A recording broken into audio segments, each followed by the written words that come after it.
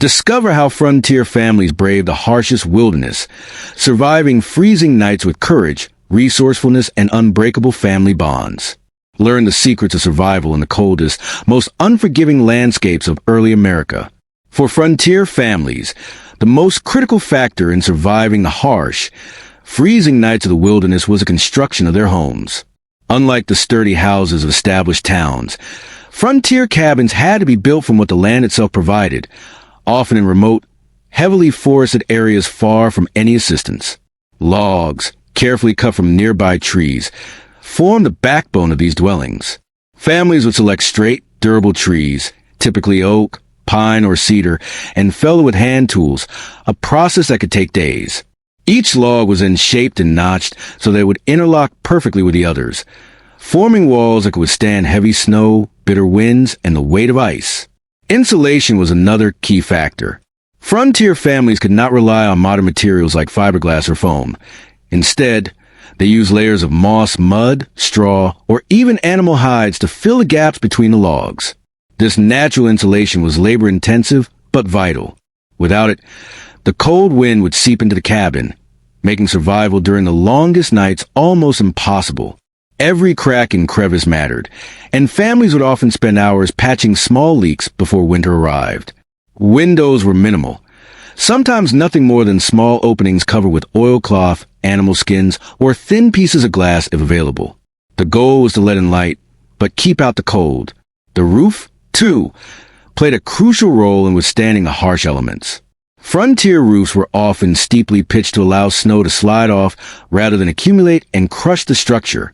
Thatching with grasses, layering of bark, or wooden shingles sealed the top of the cabin, protecting the family from rain and snow alike. The door, typically thick and sturdy, sometimes had an additional layer of animal hide for extra insulation. Even the floor mattered. Dirt floors were common, but families would sometimes cover them with boards, straw, or animal skins to reduce the chill from the frozen ground. Inside, the arrangement of the cabin reflected both practicality and survival needs. The hearth, usually built from stones and mud, was centrally located to provide maximum warmth. Families would sleep as close as safely possible to the fire, often huddled together in small, shared spaces to conserve heat. Furniture was sparse, with beds often raised on platforms to keep occupants off the cold floor, and personal belongings carefully stored to prevent dampness and damage from the winter cold.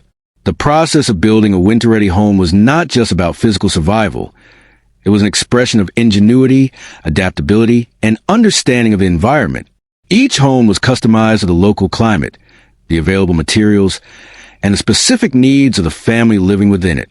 It was a careful balance of practicality and resilience, a testament to the skill and determination required to live in the wilderness. In these cabins, families could withstand nights that would have otherwise been deadly, finding warmth, shelter, and a sense of security amid the relentless cold. For frontier families, clothing was far more than a matter of style or modesty. It was a difference between life and death during the bitter, frozen nights of the wilderness. In a world without modern heating, insulated homes, or synthetic fabrics, the cold could be relentless, seeping into bones and draining energy. Families relied heavily on the ingenuity of layering and the warmth of animal furs to create protective barriers against the harsh elements. Every layer served a specific purpose, from trapping body heat to wicking away moisture, and each piece of clothing was carefully chosen, made, or modified to endure the unforgiving winters. The base layers were often made from homespun wool, linen, or coarse cotton, materials that could retain warmth even when damp. Wool was particularly prized because of its natural insulating properties. It could keep wearers warm even if the outer layers became wet from snow or rain. Families learned to create multiple layers, often combining long shirts, vests, and leggings, carefully wrapped to minimize exposed skin. This layering system was essential for trapping heat close to the body while allowing movement, which was necessary for daily survival tasks like chopping firewood, hunting, or tending to livestock. Over these base layers, frontier families added heavy outer garments made from animal furs. Deer, elk, rabbit, and beaver pelts were among the most commonly used, each chosen for their specific insulating qualities. Fur coats and cloaks were sometimes lined with softer furs to maximize warmth and comfort. Gloves, mittens, and boots were equally important, crafted with thick hides and fur linings to prevent frostbite. Hats and hoods, often shaped from bear or beaver pelts, covered heads and ears, which were particularly vulnerable to the cold. Scarves and neck coverings were improvised from scraps of wool or animal skins, creating additional protection from icy winds that could sneak through even the smallest gaps. Children and the elderly received special attention, as they were more susceptible to hypothermia. Small furs were sewn into padded garments, and layering was emphasized to ensure that even the youngest members of the family could survive the long nights. Clothing was also multifunctional. Furs could be repurposed as blankets or bedding at night, while outer garments were designed for durability in daily work. Families often repaired worn clothing meticulously, understanding that a single tear or hole could compromise warmth and lead to life-threatening cold exposure. The making and maintaining of these garments was a skill passed down through generations. Women and elders taught children how to tan hides, sew furs, and layer clothing effectively. These skills were not only practical, but deeply tied to survival culture.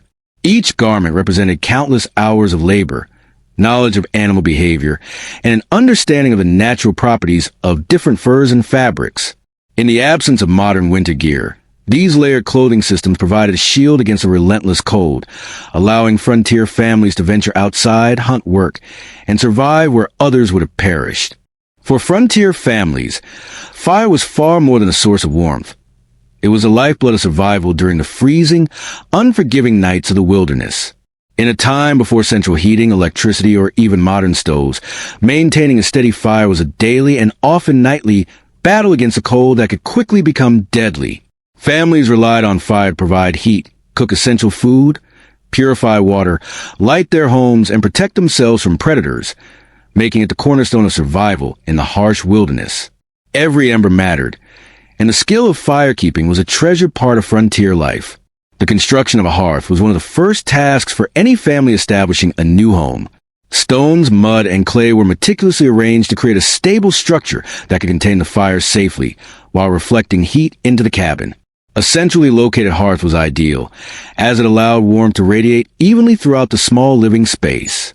For larger cabins or those with multiple rooms, careful placement of stoves, chimneys, and flues was necessary to maximize heat and reduce smoke inhalation, which would otherwise make the winter nights unbearable. Collecting and preparing fuel was a constant, labor-intensive necessity. Frontier families had to gather firewood well before the onset of winter, ensuring a supply that could last through storms and blizzards. Drywood was essential. Wet or green logs produced smoke instead of heat, putting the family at risk of freezing. Families often stored wood in covered stacks near the cabin, accessible even during deep snow, and organized it by type and burn rate to maintain a consistent temperature. Kindling and tinder, such as dry leaves, bark, or small twigs, were collected and stored carefully to ensure the fire could always be reignited, even in emergencies. Once the fire was burning, it required constant attention. Families maintained a system of watch, with someone often responsible for keeping the embers alive through the night. Ashes were managed to sustain the heat efficiently, and fires were tended carefully to avoid accidental sparks or chimney fires. In some cases, small fires were kept smoldering throughout the night, providing residual warmth while conserving fuel for the following day. The placement of stones or iron plates around the hearth helped to store and radiate heat long after the flames had died down, creating a safer and warmer environment for sleep. Beyond physical warmth, fire served a psychological role, bringing comfort, security, and a sense of normalcy. The glow of flames created a central gathering place where families could eat, plan, and share stories despite the isolation of the wilderness. The ritual of tending the fire connected generations, teaching children the importance of vigilance, resourcefulness, and responsibility. Fire also served as a line of defense against wild animals, deterring wolves, bears, and other predators that might threaten the household. Its presence was a constant reminder of human resilience in the face of nature's challenges.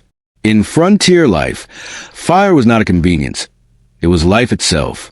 It symbolized survival, skill, and the determination to endure extreme cold and hardship. Families who mastered the art of firekeeping could withstand the longest, coldest nights of the wilderness, turning a simple element into a shield against the merciless forces of nature. Surviving the coldest nights in the wilderness required more than shelter. clothing, and fire. It demanded careful preparation of food. Frontier families faced long, harsh winters when hunting and foraging became nearly impossible and fresh produce was scarce. Without modern refrigeration, they had to develop methods to preserve food for months, ensuring that their families had enough nourishment to endure freezing temperatures and limited daylight. The art of food preservation was both practical and essential, blending ingenuity, knowledge of the natural environment, and sheer determination to survive. One of the most common techniques was drying or smoking meat. After a successful hunt, families would clean and cut the meat into thin strips and hang it over smoke from a small fire or in specially constructed smokehouses. The smoke not only dried the meat, but also infused it with natural preservatives that slowed spoilage. Deer, elk, buffalo, and smaller game were prime candidates for this process, while fish from nearby rivers or streams were often salted and dried for storage. These preserved protein provided a reliable food source when snow and ice made hunting difficult, sustaining the family through the coldest months. Preserving vegetables and roots was equally vital. Families dug up tubers like potatoes, carrots, and turnips before the ground froze and stored them in root cellars, a cool, dark space dug into the earth that maintained a stable temperature above freezing. Vegetables were often layered in sand or sawdust to prevent rot and keep them fresh for months. Wild berries and herbs were gathered during the warmer seasons and dried or packed in jars for winter use. These provisions were not only essential for nutrition, but also added flavor and variety to the otherwise limited winter diet. Canning and pickling were other strategies frontier families employed when possible. Although glass jars were expensive and not always available, families used them to store fruits, vegetables, and even dairy products. Pickling vegetables in brine or vinegar created foods that could last for months, while fermenting certain crops produced additional nutrients and calories, which were critical for energy during freezing conditions. Families often exchanged preservation techniques with neighbors, learning new methods to extend the shelf life of their food and sharing resources in times of scarcity. Hunting and foraging were also timed strategically. During the fall, families would gather and store as much as possible, knowing that the winter months would severely limit access to fresh resources. Hunting trips were carefully planned, and surplus game was processed immediately to prevent spoilage. Even small details, like removing fat from meat and storing it separately, or keeping dried foods in cool, dry areas, made a significant difference in survival. The process of preserving food was not only labor-intensive, but also a form of family education. Children were taught how to dry, smoke, and store foods, learning the skills necessary to maintain a household and ensure the family's survival. Each preserved item represented hours of preparation, careful observation of the seasons, and an understanding of how to use nature's resources wisely. In a world where a single misstep could mean hunger or frostbite, mastery of food preservation was a lifeline, allowing frontier families to endure the coldest nights with a sense of security and preparedness. For frontier families, surviving the coldest nights in the wilderness was not simply a matter of shelter, fire, or preserved food. It required an intricate knowledge of survival skills that had been honed and passed down through generations. Every child born into the frontier learned from the moment they could walk that life in the wilderness demanded awareness, adaptability, and practical skills. These skills were more than simple tools for survival. They were a legacy, a way of life carefully preserved and transmitted from elders to younger members of the family, ensuring that the knowledge of how to thrive in the harshest conditions was never lost. Tracking and hunting were among the most vital skills taught. Children learned to recognize animal tracks, identify signs of movement in the snow, and understand the habits of game animals. They observed their elders setting traps, using snares, and making careful calculations about the best times and locations to hunt. This knowledge went beyond mere sustenance. It was a lesson in patience, observation, and strategic thinking. Young members of the family would practice these skills in safe areas under supervision, gradually gaining the confidence to venture into more challenging terrain. Foraging and identifying edible plants, roots, and berries were equally critical. Elders taught children to distinguish between safe and poisonous plants, to know which roots could be eaten raw or cooked, and how to store or preserve gathered foods for the long winter months. They learned to read the environment, recognizing subtle seasonal changes, soil conditions, and the behaviors of wildlife, all which informed decisions about when and where to gather resources. This knowledge was a vital safeguard, turning potentially dangerous environments into sources of nourishment and survival. Practical craftsmanship was another essential component. Frontier families passed down skills in building shelters, crafting tools, and repairing clothing. Children learned to split logs, fashion simple tools from stone and metal, and stitch hides into garments capable of withstanding sub-zero temperatures. Each skill was interwoven with lessons in problem-solving, resourcefulness, and patience, teaching that survival depended not only on knowing what to do, but on doing it efficiently with the materials at hand. Medical knowledge and first aid were also taught informally, often through stories and demonstrations. Elders instructed children on how to treat cuts, burns, frostbite, and illnesses using herbal remedies and available resources. Understanding the signs of hypothermia, infection, or malnutrition could mean the difference between life and death.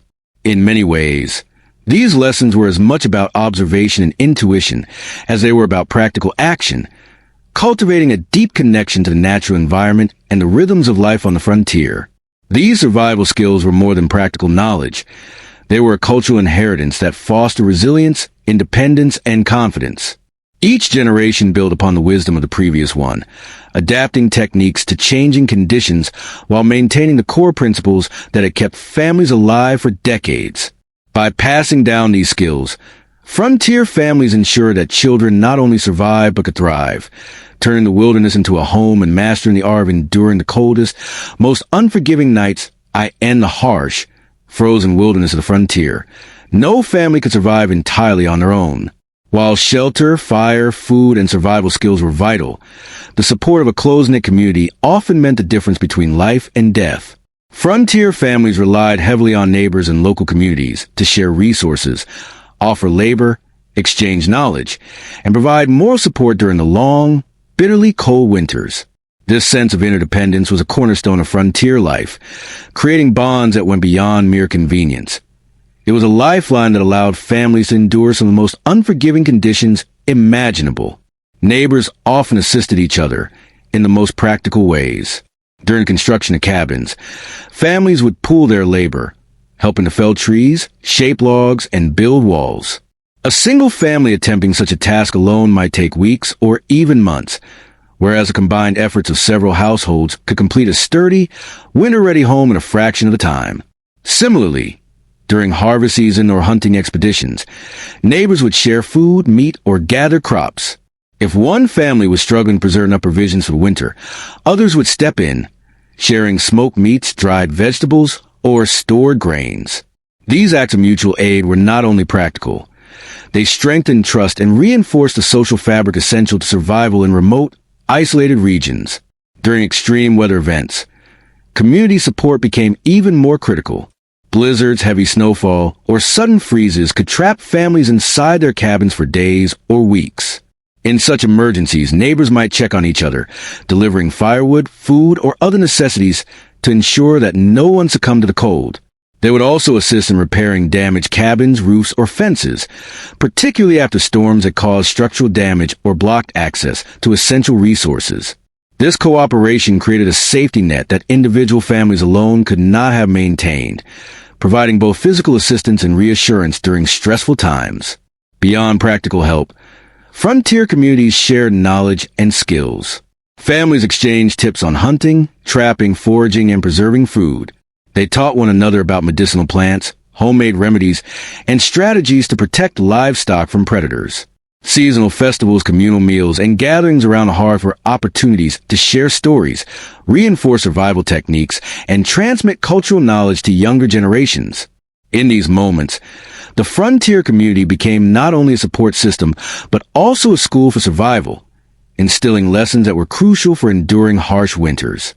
The psychological impact of neighborly support cannot be overstated. Isolation in the wilderness could lead to fear, despair, and a sense of helplessness, especially during long, dark winters. Knowing that help is available, whether in the form of shared food, labor, or simple companionship, provided mental strength and resilience. It created a sense of belonging and security, reminding families that they were not alone in facing the relentless forces of nature. In many ways, the bonds of frontier communities were as vital as any cabin, fire, or preserved food. The act of helping one another, Sharing knowledge and standing together against adversity became a cornerstone of survival. Families who embraced the spirit of mutual assistance were far more likely to endure the coldest nights of the wilderness, drawing strength from both practical support and the unspoken comfort of belonging to a community that truly understood the challenges of frontier life. While frontier families prepared for physical challenges of the wilderness with shelter, clothing, fire, and food, their greatest tool for survival was often invisible: mental resilience. The coldest nights in the wilderness were not just a test of physical endurance. They were a test of the mind. Isolation, harsh weather, scarcity of resources, and the constant threat of danger created an environment that could break even the strongest individuals. For families living on the frontier, cultivating psychological strength, adaptability, and perseverance was essential to survive, and in many cases, to thrive. Frontier life demanded an extraordinary level of mental fortitude. Families had to accept that life in the wilderness was unpredictable and that every day could bring new challenges. Snowstorms could block trails, livestock could be lost, or food supplies could dwindle faster than anticipated.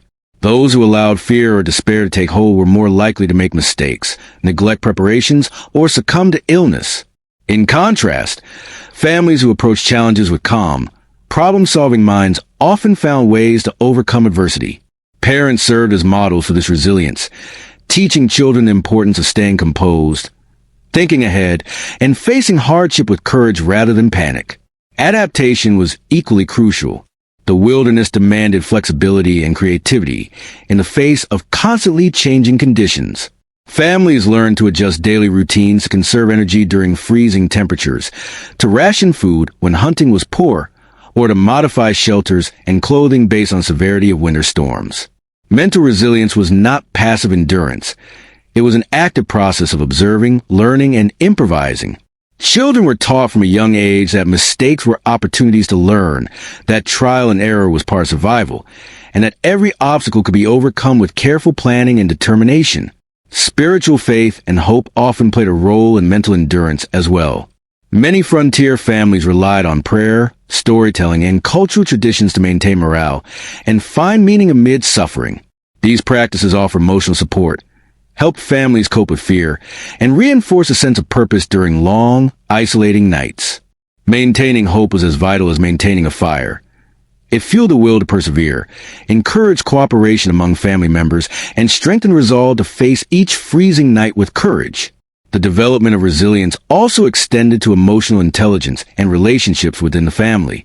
Conflict, frustration, and fatigue were inevitable in close quarters during harsh winters. Families had to cultivate patience, empathy, and teamwork, understanding that cooperation was essential for survival. Mental resilience was not only an individual trait. It was a shared quality, nurtured through encouragement, shared responsibilities, and mutual support. Ultimately, mental resilience and adaptation became a defining feature of frontier life. Families who cultivated inner strength, maintained hope, and learned to adjust to the ever-changing wilderness environment were far more likely to endure the coldest nights, recover from setbacks, and thrive despite isolation and hardship. In the frontier, survival was as much about mastering the mind as it was about mastering the physical challenges of the wilderness, and those who succeeded carried these lessons for generations to come. Surviving the coldest nights in the wilderness required more than preparation and resilience. It demanded careful planning for emergencies. Frontier families lived in environments where sudden storms, food shortages, injuries, or encounters with wild animals could quickly become life-threatening. The harsh wilderness offered no immediate help, no hospitals, no rescue teams, only the family's foresight, skills, and resourcefulness. Developing effective emergency strategies was therefore not optional. It was a matter of survival, honed through experience, observation, and lessons passed down from one generation to the next. One of the most important emergency strategies was maintaining an ample supply of essentials. Families understood that access to firewood, food, water, and medical supplies could become limited in the midst of storm or during heavy snowfall. They would stockpile these items well before winter, ensuring that even if a blizzard trapped them indoors for days or weeks, basic survival needs were met. This preparation extended to tools and equipment, including extra axes, knives, needles, and rope, all of which could prove invaluable in emergency situations. The foresight to store and organize supplies in accessible locations was often the difference between enduring a crisis and succumbing to it. Knowledge of the environment was another critical component. Frontier families learned to read the weather, recognizing subtle changes in wind, clouds, and temperature that signaled approaching storms. They mapped the land, noting the safest routes to nearby neighbors, water sources, or shelter. This environmental awareness allowed families to make informed decisions quickly, whether evacuating livestock before a freeze or fortifying cabins against ice and snow. Anticipating potential threats in advance became a core aspect of emergency preparedness, blending observation with practical experience to mitigate risk. Medical emergencies were also a major concern, as injuries or illness could escalate rapidly in the cold wilderness. Families developed makeshift first aid solutions using herbal remedies, poultices, and basic tools. They learned to treat frostbite, cuts, sprains, and infections with limited resources, often improvising when conventional materials were unavailable. Children were taught to recognize signs of serious illness or hypothermia, ensuring that everyone in the family could act quickly in a crisis. These medical strategies, while rudimentary by modern standards, were carefully refined through trial and error, passed down as vital knowledge for survival. Communication and coordination with neighbors formed another layer of emergency planning. Frontier families understood the value of community, often forming informal agreements to check on one another during severe weather or share resources when shortages occurred. These collaborative strategies extended to cooperative labor, such as reinforcing cabins, clearing snow from paths, or helping each other hunt when resources were scarce. The ability to rely on trusted neighbors added a safety net to individual family strategies, increasing the overall likelihood of survival. Finally, contingency planning was essential. Families had backup plans for every conceivable scenario. Alternative shelters in case the cabin failed, hidden food caches in case of shortages, or escape routes in case of animal attacks. These strategies required foresight, flexibility, and constant vigilance. By developing multiple layers of emergency preparedness, frontier families were able to navigate the unpredictability of the wilderness with confidence, turning potential disasters into manageable challenges. Emergency strategies, therefore, were the culmination of knowledge, foresight, and adaptability. They represented the practical wisdom of generations who had learned to anticipate danger, respond quickly, and protect both lives and livelihoods against the relentless forces of nature. In the wilderness, survival depended not only on courage and skill, but also on the ability to plan, prepare, and respond to the unexpected with precision and determination. As the snow fell and the bitter winds howled across the wilderness, frontier families faced nights that would have broken the unprepared. Yet through ingenuity, resilience, and an unyielding sense of community, they endured. Their log cabins stood firm, fires burned brightly, and layers of clothing and furs kept the cold at bay. Generations of knowledge, survival skills, and careful planning ensured that even in the most isolated corners of the frontier, life persisted. These families remind us that survival is never just about the physical.